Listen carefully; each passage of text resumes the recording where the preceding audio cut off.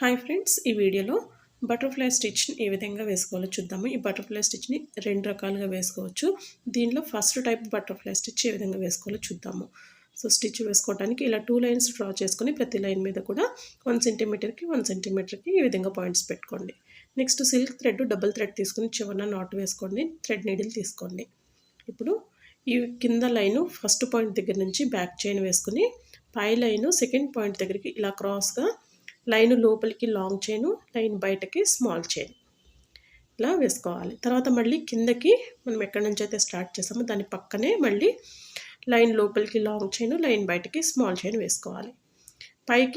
ఇప్పుడు పైకి వెళ్ళినప్పుడల్లా సెకండ్ పాయింట్ దగ్గర నుంచి ఫస్ట్ పాయింట్ వరకు ఇలా వెనక్కి వేసుకోవాలి. కిందకి వచ్చినప్పుడల్లా ఈ ఫస్ట్ పాయింట్ నుంచి సెకండ్ పాయింట్ వరకు ఇలా ముందుకు వేసుకుంటూ వెళ్ళాలి. ఇలా లోడ్ స్టిచ్ అనేది క్రాస్గా ఈ విధంగా వేసుకుంటూ వెళ్ళాలి.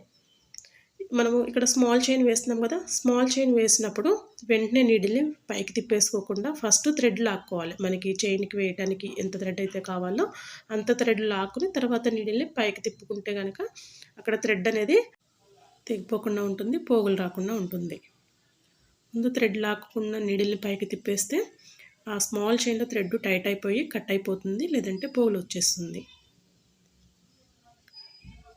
సో ఇలా మనము క్రాస్గా ఈ విధంగా స్టిచ్ చేసుకుంటే మనకి ఇక్కడ బటర్ఫ్లై షేప్లా వస్తుంది స్టిచ్ అనేది.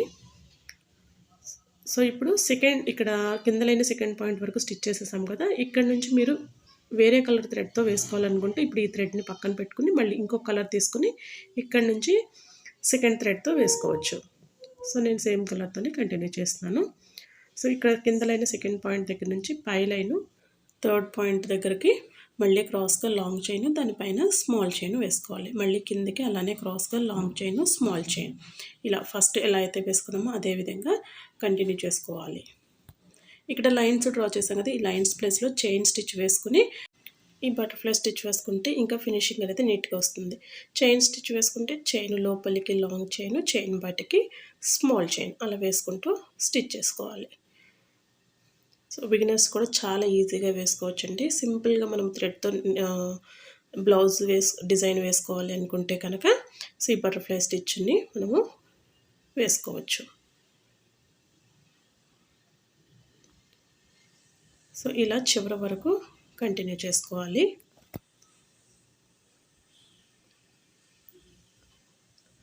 సో ఇలా స్టిచ్ చేసేసుకున్న తర్వాత సో మనకి ఇక్కడ బటర్ఫ్లై షేప్స్ లాగా వచ్చినాయి కదా, సో వీటి మధ్యలో నార్మల్ నీడిల్తో ఒక స్టిచ్ అనేది వేసుకోవాలి. సో దీనికోసము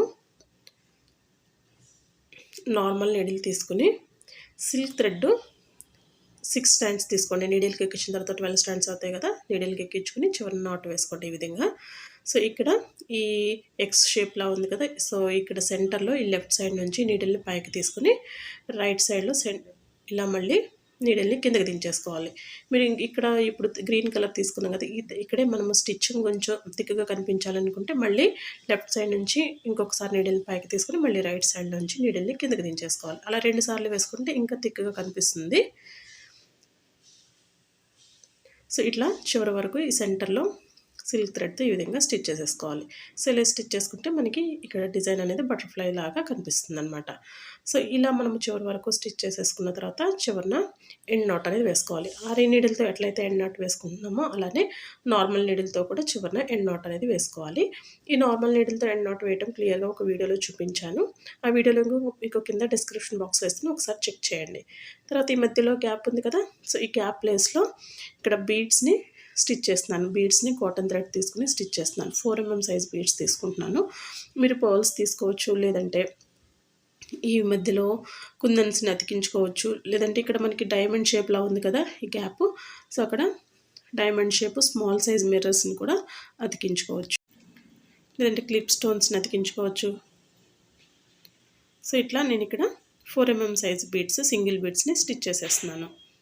ఇట్లా బ్యాక్ చైన్ వేసుకుని తర్వాత తీసిన చైన్కి బీడ్ వేసుకోవటం, రైట్ సైడ్ చైన్ వేసి చివరన ఇక్కడ నాట్ వేసుకోవటం, ఇట్లా సింగిల్ బీడ్ ఈ విధంగా సెంటర్లో స్టిచ్ చేసుకోవాలి.